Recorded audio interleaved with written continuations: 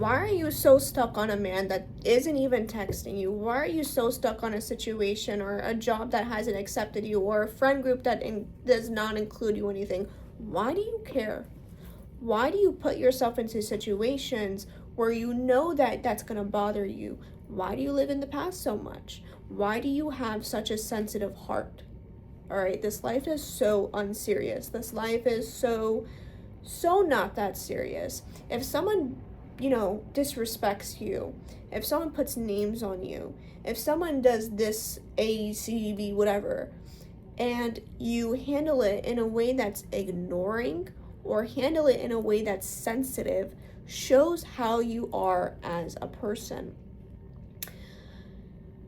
If you are a nagger when it comes to relationships, if you become obsessed with someone so fast, if you fall in love so fast, you are prone to getting your life stampled on.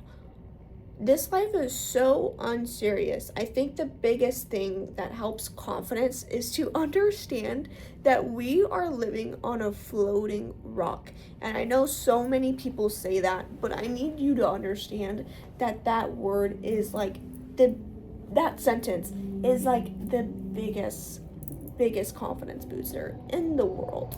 No one cares. Everyone has their own life. If you destroy theirs, then yeah, go ahead, think about it, go crazy over it. But if it does not affect you at all, why do you care? Why are you so tampered by it? Why do you, as a person, feel like you have to be soft and you have to be respectable and you have to do this and you have to do that for people to like you? Why do you want people to like you? Why do you want this person to understand you on a deeper level? Why do you want a big friend group? Why do you want someone to be around you 24/7? Why do you want friends? These are simple questions that you have to ask yourself when you are doubting yourself, or when you're putting insecurities on yourself, or when you're putting a thing to double in your life and worry about. Why do you care? Why do you care if your parents don't like you? Why do you care if this person doesn't like you? Why do you care if your ex don't like you or don't talk to you no more and he moved on to another relationship?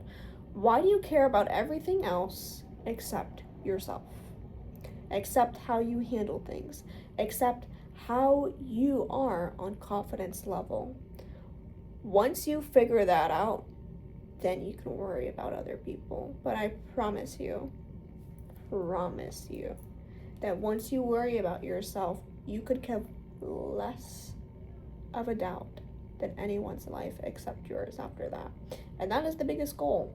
But how do I receive that? How do I achieve that? How do I get in that mindset? It's so easy. It is so easy. Stop caring. Stop caring. Shadow work is probably the biggest thing that anyone could do. If you're doing love spells, if you're doing this spell, if you're doing that spell for this person to like you, if you're going on this person's website just to understand what this zodiac and what this horoscope is, of course it's good to know. Of course that is the biggest thing to know, of course. And it's great work.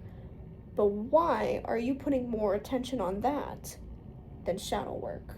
Why are you standing here acting like this person is more attentive than you? Why are you putting more effort and more energy on that person than more energy on you, on your mindset, on your bad, evil thoughts, of your bad habits, on your red flags? Everyone you talk to about your ex relationship, about your ex friendship, about your parents, about your family, about this coworker, about your boss, you're putting more red flags on them than you. What are your red flags? Let's wait.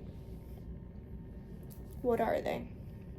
Give me a list of maybe 20 things that's your red flags. And not just about you being lazy and you doing this and maybe I need to be more motivated. What are you mentally horrible at? What are you evil about? What do you do to people that's so incredibly evil? And it is the biggest red flag about yourself. Because when you ask someone that, they generally don't know what to say. Or they'll give very, very lame excuses. And that just tells you that they focus more on other people than shadow working on themselves and fixing themselves as a whole. And once you fix yourself, you will find yourself getting into better relationships, getting into better habits, getting into better everything, lifestyle, beauty. You will see it on them, and you will see it on their faces and in their personality and their lives. Such a big difference. Now, it's hard to understand, but it's something that is only hard because, your brain stops you. Your brain is, kind of forcing yourself to not see too much of your bad stuff, or not to remember things that you've done bad, just so you can justify yourself, just to protect yourself, just to feel like you did something good. Now, don't take this as a crazy thing.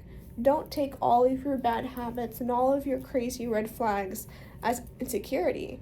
No. Once you realize your bad habits and realize your bad red flags, then you'll realize how small they are compared to how good you are as a person. And then once you're so good at understanding what you're so good at and what you're so crazily good at and how you work as a person, you will see how small the bad things you will be. Because of how good the good things you will be, it will be so easy to fix the small things. I don't know if I'm losing you on this, but it's going to be so easy once you understand confidence, obsession, and self-doubt. Biggest things. Biggest things. Now, I have all of my information in the link of my bio. Now, there are no crazy links, there's no crazy things. It's literally just a number and a website. If you go to that, you can text me, you can ask me advice, you can do whatever you want and whatever you please. You can ask me literally anything, and I'll be there.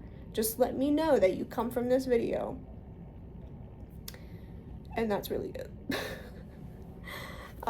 Honestly, I don't really make YouTube videos, but I'm trying to give it a shot just because someone mentioned it to me.